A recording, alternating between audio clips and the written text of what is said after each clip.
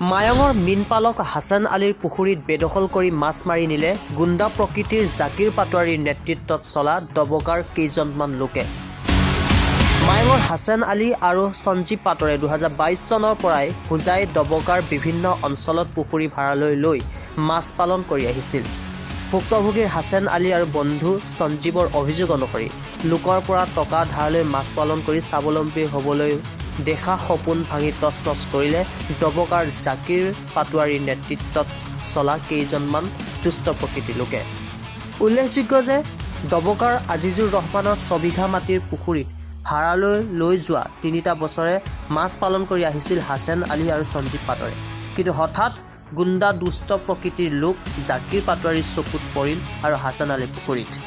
জাকিৰ পাটোৱাৰীয়ে দবকাৰ কেইজনমান লোকৰ সৈতে মিলি পুখুৰীৰ পৰা প্ৰায় 40-50 লাখ টকাৰ মাছ মাৰি নিয়ে বুলি অভিযোগ উত্থাপিত কৰিছে হাছান আলী সঞ্জীৱ পাটোৱাৰে। দবকাত আজিজোৰৰ পৰা 6 বিঘা পুখুৰী এটা ভাড়াত লৈছিলোঁ 2022 চনত। তাৰপিছত লোৱাৰ পিছত এইটোত মই প্ৰায় 20 লাখ মান টকাৰ মাছে এটা কিবা কিবি এৰিছোঁ। এতিয়া 3 বছৰ মাছকেইটা পুহিছোঁ, 1 বছৰৰ কাৰণে লৈছিলোঁ।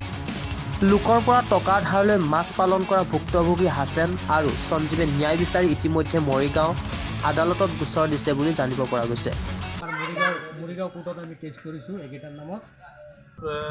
22 চনৰ পৰা পাৰ্টনাৰশ্বিপ কৰি মই দবকাত ফিচাৰী এটা লৈছিলোঁ। প্ৰায় চোৱা চিন্তা আৰু মাছ পেলোৱাৰ নামত কমচে কম আমাৰ 30 লাখ মান টকা খৰচ হৈছে। বিষয়টো মই হাছানকে এৰি দিছিলোঁ, কিন্তু বৰ্তমান হাছানৰ যিটো পৰিৱেশ কৰিলে সিহঁতে আমাক নোসোধাকৈ ব্লেংক কাগজত এগ্ৰিমেণ্ট কৰি লৈছে চিলচৰ পাৰ্টিটা অলপ গুণ্ডা টাইপৰ আৰু দবকাত আহিলে। সি মোক বৰ্তমানে জনাইছে, আগত জনা নাছিলে। তাৰপিছত আমি নেক্সট সপ্তাহ আমি যাইহেনে বন্ধ কৰিছিলোঁ এদিন চুৰ কৰি থকা ৰাতি সেই পাৰ্টিটোক। তাৰপিছত আমি থানাত গ'লোঁ। তাৰপিছত সিহঁতৰ যিটো এগ্ৰিমেণ্ট ফল্ছ এগ্ৰিমেণ্ট আৰু ইয়াৰ চাইনৰ লগতো নিমিলে। হাছানৰ লগত সিহঁতে কৈছে 15 লাখ টকা লৈছোঁ বুলি নে সেই মাছটো জবৰদস্তি সিহঁতে উঠাই দিছে।